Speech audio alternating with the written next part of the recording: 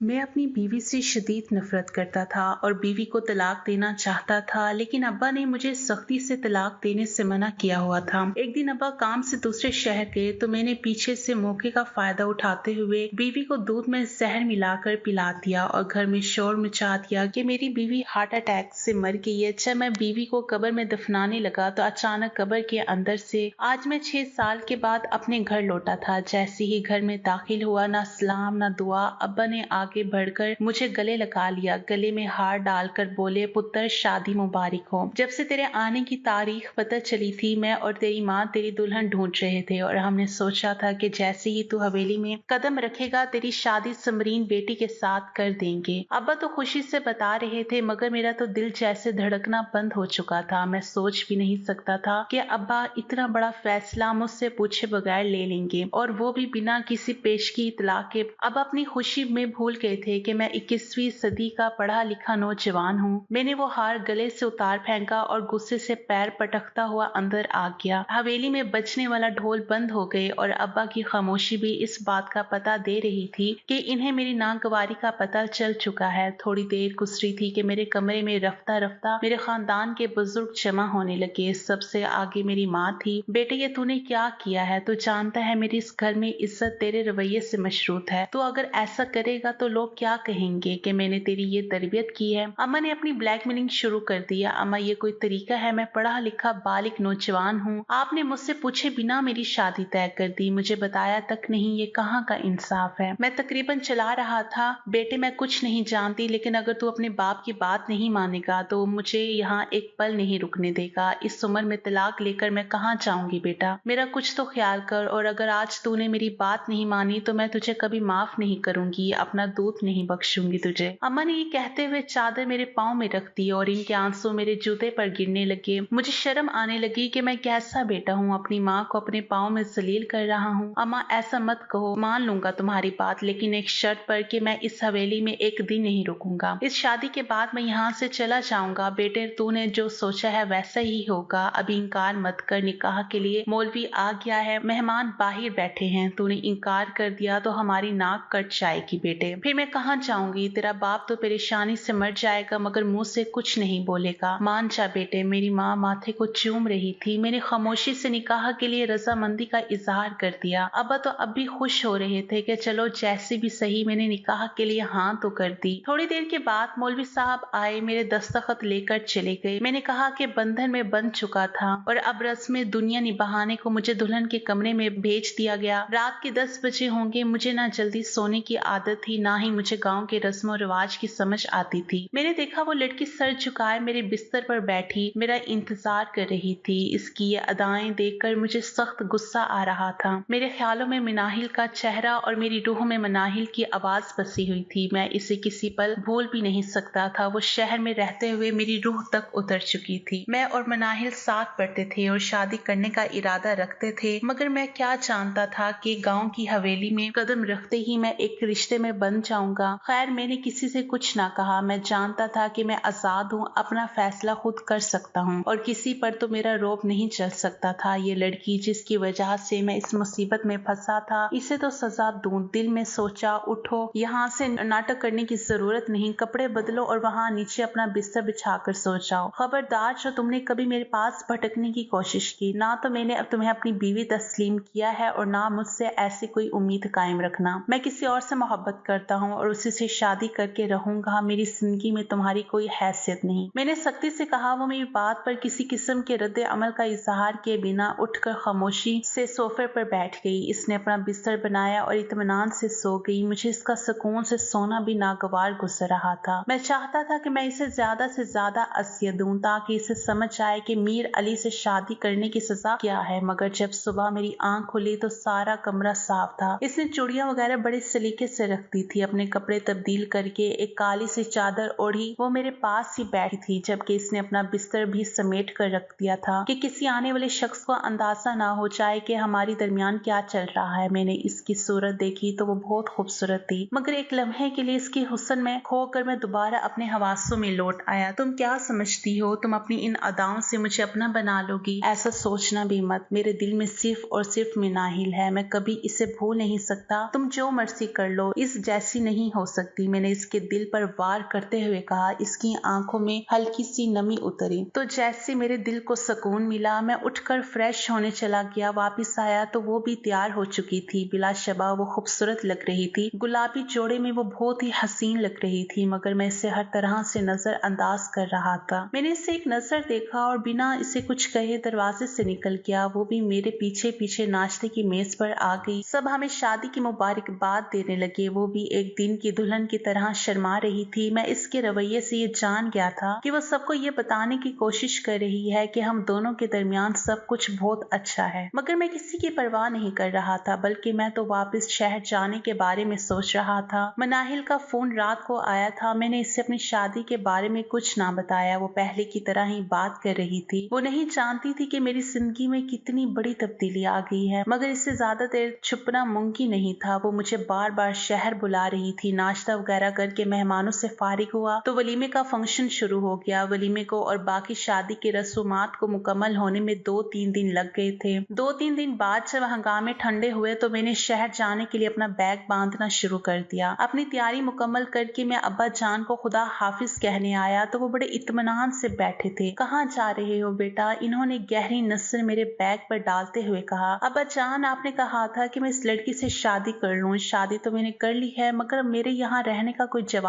नहीं बनता। मुझे शहर में बहुत सारे अधूरे काम निपटाने हैं। अब मुझे जाना होगा, वरना मेरे लिए मुश्किल हो जाएगा। मेरे क्लिनिक में मेरे काफी सारे मरीज हैं जिनसे मैंने कमिटमेंट की हुई है। इनके पास भी तो जाना है। अब्बा ने इत्मीनान से कहा। इनको कोई और डॉक्टर देख लेगा बेटा। नहीं अब्बा, मेरा क्लिनिक है वहाँ पर। मैं सब कुछ यूं तो नहीं छोड़ सकता बेटा। वहाँ पर क्लिनिक है ना, मैं यहाँ तुम्हें अस्पताल बना कर दे दूंगा। कोई जरूरत नहीं शहर जाने की। नहीं अब्बा, शहर की बात और है, मुझे वहाँ अपनी प्रैक्टिस करनी है। तो फिर ठीक है, तुम समरीन बेटी को अपने साथ ले जाओगे, लेकिन आज नहीं। मैं समरीन बेटी को खुद तुम्हारे ठिकाने पर छोड़कर आऊंगा और देखूंगा तुम्हारा रवैया इसके साथ कैसा है। अब्बा ने बात की तो मेरा दिल बुझ गया। मेरे फ्लैट पर तो मनाहिल भी थी। अब मैं अब्बा के सामने शहर जाता और मनाहिल को फ्लैट से निकलने का कहता तो भी बुरी बात थी, और अपनी इस गांव की बीवी को लेकर मैं वहां रहने से तो रहा। अब्बा की बात पर मैं लाजवाब सा हो गया। अब चाह कर भी मैं शहर नहीं जा सकता था, मगर कुछ दिन बाद अब्बा को कोई काम पड़ गया। वो किसी काम से दूसरे शहर चले गए। मुझे मौका मिल गया। मैंने दिल में सोचा कि आज तो समरीन बेगम का काम तमाम कर कर ही रहूंगा। मैंने इससे कभी मोहब्बत से बात नहीं की थी, मगर मैं जानता था कि मैं इससे जरा सी मोहब्बत जताऊंगा तो वो मोम की तरह पिघल जाएगी, और फिर मैंने ऐसा ही किया। वो सजी सवरी किसी फूल की कली की तरह रहती थी। मैंने इसे अपने पास बुलाया, मोहब्बत और चाहत के चंद लफ्ज कहे और फिर से दूध लाने को कहा। वो जल्दी से खुश होकर गरम गरम दूध 2 गिलास में डालकर ले आई। मैंने कहा, हमारी नई जिंदगी की शुरुआत हो रही है। मैं चाहता हूँ कि हम एक दूसरे के हाथ से दूध पिए। समरीन की आंखें चमकने लगी। यकीनन वो यही समझ रही थी कि मैंने सब कुछ कबूल करने का इरादा कर लिया है, मगर वो नहीं जानती थी कि मैंने इसकी गिलास में कौन सी दवा मिला रखी है। समरीन ने अपने चेहरे पर दुपट्टा रख लिया। आप उधर मुंह करें, मैं आपके सामने नहीं पी सकती, मुझे शर्म आ रही है। समरीन की बात सुनकर मैं दिल ही दिल में हंसा।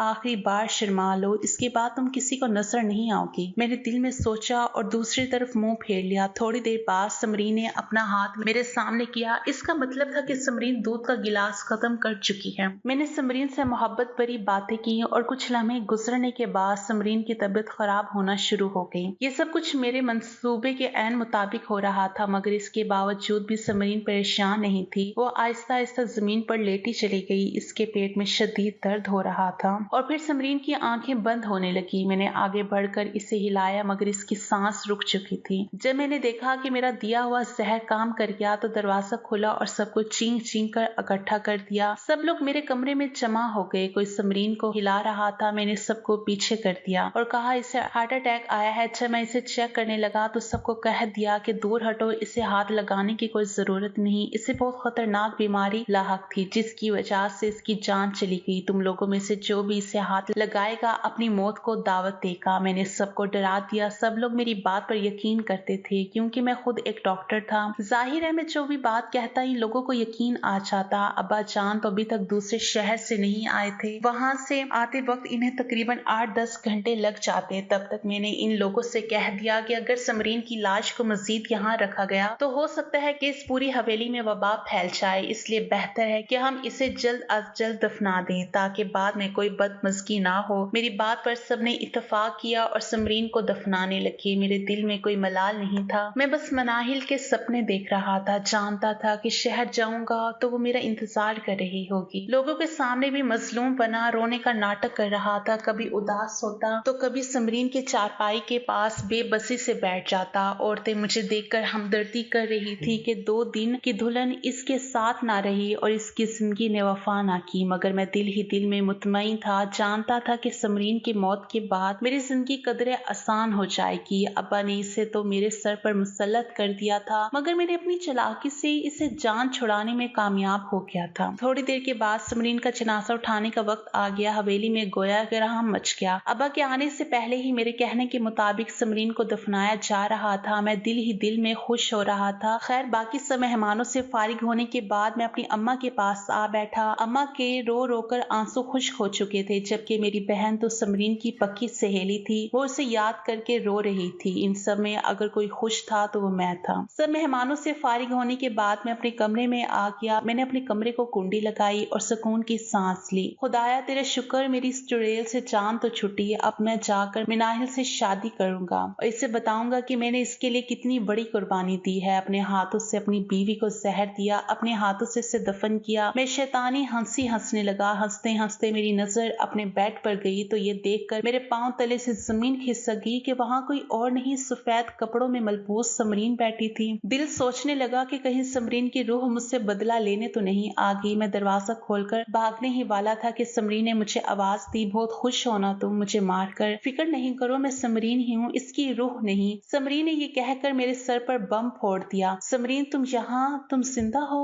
मैंने हैरत से पूछा। क्यों, अफसोस हो रहा है तुम्हें कि मैं जिंदा हूँ? समरीन ने बेनियाजी से पूछा। नहीं, लेकिन तुमने ये सब कैसे किया? मैंने हैरत से पूछा। कैसे किया ये मत पूछो, ये पूछो कि क्यों किया। तुमने हमेशा मुझे धुतकारा, मेरे हुलिये का मजाक उड़ाया। तुम्हें अपनी तालीम पर बड़ा ज़ौक था ना, मगर तुम जानते हो कि तुम ये जिस डिग्री पर फख्र कर रहे हो, मैं तुम्हारे ही कॉलेज की जूनियर क्लास की टॉपर रही हूँ, मगर मैंने कभी गुरूर नहीं किया। मैंने हमेशा अल्लाह ताला और इसके रसूल की तालीमात पर अमल करके अपनी जिंदगी को आसान बनाना चाहा और तुम अपनी मोहब्बत के पीछे भागते रहे। तुम्हें ये जानकर हैरत होगी कि मैं भी तुम्हारे ही कॉलेज में पढ़ी हूँ, मगर तुम में और मुझ में बहुत फर्क है। तुम अपनी छोटी अना की तस्कीन की खातिर क्या से क्या बन के, मैं अपनी जड़ों से जुड़ी रहूंगी, कभी इनसे बगावत नहीं करूंगी। तुमने जब मुझे दूध दिया था, मुझे शक हो गया था कि तुमने कभी मुझसे हंसकर बात तक नहीं की। आज मोहब्बत भरी बातें और ये सब क्या है, समझ गई थी मैं अनपढ़ नहीं हूँ। मैं तुमने मुझे जाहिल समझा, मगर मैं अपने कॉलेज के टॉपर थी। तुम्हें क्या लगा मैं तुम्हारी इन हरकतों को समझ नहीं पाऊंगी? मैं सब जानती थी। मैं जानती थी कि तुम मुझे मारने का नाटक करोगे। तुम यहाँ से जाओगे, शहर में जाकर मनाहिल से शादी करोगे, मगर मैंने तुम्हें कुछ ना कहा कि शायद तुम्हें शर्म आ जाए, मगर तुम जैसे लोगों को शर्म नहीं आती, वो अपनी गलतियों पर कभी शर्मिंदा नहीं होते। हाँ, मगर मैंने अपना मामला अल्लाह पर छोड़ दिया है। समरीन ने मेरी तरफ देखकर कहा, आज के बाद से तुम्हें मेरे लिए परेशान होने की जरूरत नहीं। वैसे भी हवेली की नजर में तो मैं मर चुकी हूँ, कोई मुझे नहीं जानता। तुम फिक्र नहीं करो, मैं एक मुलाजमा की मदद से कब्र से बाहर आई हूँ, वरना तुमने तो मुझे दफना ही दिया था। और फिर आज तुम ये कर सकते हो तो कल को कुछ और भी करोगे। मुझे तुमसे कोई गिला नहीं, तुम जैसे थे वैसे ही रहो। मैं तुम्हारी जिंदगी से खामोशी से चली जाऊंगी। बस दुआ करूंगी कि खुदा तुम्हें हदायत दे और तुम्हें तौफीक दे कि तुम दूसरों के जज्बात भी समझ सको। ये कहकर समरीन रुकी नहीं, इसने खुद को चादर में लपेटा और पिछले दरवाजे से हवेली से निकल गई। मैं इसे देखता रह गया। सोच भी नहीं सकता था कि वो इस कदर पढ़ी लिखी और समझदार होगी। मुझे पछतावा होने लगा कि ये मैंने क्या कर दिया। अगर समरीन किसी को मेरी हकीकत बता देगी तो क्या होगा, लेकिन मैं जानता था वो ऐसा नहीं करेगी। फिर ऐसा ही हुआ। अगले दिन वो मुझे कहीं नजर नहीं आई। हवेली में अभी मुझसे हमदर्दी कर रहे थे। अगले दिन मैंने किसी से कुछ ना कहा। अब्बा भी आ गए थे। अपनी भांजी की मौत पर वो बहुत अफसोदा थे, मगर मैं जानता था कि अब वो मुझे शहर जाने से नहीं रोकेंगे, क्योंकि मेरा दिल तो पहले ही उदास था। वो मेरी खुशी में रुकावट ना बनते। और फिर मेरी बीवी के 40वें के बाद मैंने अब्बा से शहर जाने की इजाजत मांगी। अब्बा ने मुझे इजाजत दे दी। वो जानते थे कि गांव में मेरा दिल नहीं लगता। अब्बा की इजाजत लेकर मैं वापस शहर आ गया। मैंने मिनाहिल से शादी की और इसके साथ हंसी खुशी रहने लगा। मिनाहिल मेरी मोहब्बत पाकर बहुत खुश थी। हम दोनों अपनी जिंदगी खुश व खुर्रम गुजार रहे थे। 2-3 माह के बाद जब शादी का खुमार उतरा तो मालूम हुआ कि मुझ में और मेरी बीवी मिनाहिल में बहुत फर्क है। मैं बज़ाहिर मॉडर्न तो था, मगर मैं वही जिम्मेदार और जागीरदाराना सोच का मालिक था, जिससे मनाहिल जैसी लड़कियां चिढ़ खाती हैं। मैंने मनाहिल पर पाबंदियां शुरू की, लेकिन इसने जीना हराम कर दिया। वो कपड़े भी ऐसे पहनती कि मैं शर्म से पानी पानी हो जाता। मैं से कुछ ना कह पाता और वो भी मेरी इस मजबूरी का भरपूर फायदा उठाती। कहती, तुम तो जानते थे कि मैं इतनी ही मॉडर्न हूँ, अब फिर क्यों मुंह बना रहे हो? क्यों इस बात के ऊपर मुझसे लड़ते हो कि मैं तुम्हारी बात नहीं मानती? क्या तुम्हें नहीं पता था कि तुम्हारी बीवी किस शख्सियत की मालिक है? वो ये बातें कहती तो मेरा दिल कट जाता। कैसी बातें करती हो मनाहिल? पहले बात और थी, अब बात और है। अब तुम मेरी बीवी हो, तुम्हें मेरे मुताबिक चलना चाहिए। मगर मनाहिल मेरी कोई बात ना सुनती। रफ्ता रफ्ता हमारी लड़ाई झगड़े बढ़ने लगे और इससे पहले कि हम लोग अपनी राहें जुदा करते, हम दोनों के दरमियान नन्हा मेहमान आ गया। मनाहिल उम्मीद से थी, मैं इसी वजह से इसका रवैया बर्दाश्त करता जाता कि मैं जानता था मनाहिल को उस वक्त सुकून की जरूरत है। मैंने मनाहिल से हर तरह का ताउन किया। बच्ची की पैदाइश के बाद मनाहिल का रवैया मुझसे बदल गया। वो फिर से अपनी पुरानी हरकतों पर उतर आई। मैं उसे किसी बात के लिए मना करता तो वो मुझसे लड़ पड़ती और मुझे इस बात का भी डर था कि मनाहिल मेरी बेटी को भी अपना जैसा ही बनाएगी। मैं हरगिज नहीं चाहता था कि मेरी बेटी मनाहिल जैसे बने। अब मुझे अंदाजा हो रहा था कि गांव की औरतें और हमारे रस्म रिवाज हम मर्दों के लिए कितने जरूरी होते हैं। मनाहिल मेरी जरा भी इज्जत ना करती। फिर एक दिन मेरी जिंदगी में वो वाकया हुआ जिसने सब कुछ बदल कर रख दिया। हमारी शादी की सालगिरह का दिन था। मनाहिल ने मुझे बड़े प्यार से केक बना कर दिया। मैंने केक खाया तो तबीयत बोझल हो गई। फिर काफी देर के बाद जाकर एहसास हुआ कि मैंने कुछ गलत खा लिया। दौड़ा दौड़ा खुद ही हॉस्पिटल गया, मगर कुछ होश ना रहा क्योंकि मैं जहरीला खाना खा चुका था। और जाहिर है ये खाना देने वाला कोई और नहीं, खुद मेरी अपनी बीवी मनाहिल थी। मैं सोच भी नहीं सकता था कि मनाहिल इस कदर बेरहम और सफाक निकलेगी। मैं बच तो गया था, मगर इसके बाद हमारा रिश्ता ना बच सका। मनाहिल ने मेरी जायदाद पर कब्जा करने के लिए मुझे वैसे ही जहर दिया है जैसे मैंने कभी समरीन को दिया था। मुझे समरीन की रह रह कर याद आ रही थी। मैं काफी अरसा इसे ढूंढता रहा। बल आखिर समरीन मुझे नफ्सियात के एक अस्पताल में मिली। मैं इससे मिलकर बहुत रोया, इससे माफी मांगी, कहा कि वो मुझे एक और मौका दे दे। मगर समरीन कहने लगी कि अगर तुमने मुझसे दोबारा राब्ता करने की कोशिश की तो मैं यहाँ से भी चली जाऊंगी। मैं अब जानता हूँ कि समरीन कहाँ है। वो मेरी बीवी है, मगर इस पर मेरा कोई हक नहीं रहा। मैं किस मुंह से कहूँ कि मैंने समरीन को अपने हाथों से ही जहर दिया था। घर वालों की मदद तो ले नहीं सकता था, लेकिन मैं कहानी सुनने वालों से इस बात की तवक्को करता हूँ कि वो अपनी राय का इजहार करके मेरे फैसले को जरूर आसान बनाएंगे। आपको अगर ये कहानी अच्छी लगी है तो इस वीडियो को लाइक कीजिए और इस तरह की मज़ीद कहानियां सुनने के लिए हमारे चैनल को जरूर सब्सक्राइब कीजिए। कहानी सुनने का शुक्रिया। आपसे मुलाकात होगी अगली वीडियो में। तब तक के लिए अल्लाह हाफिज।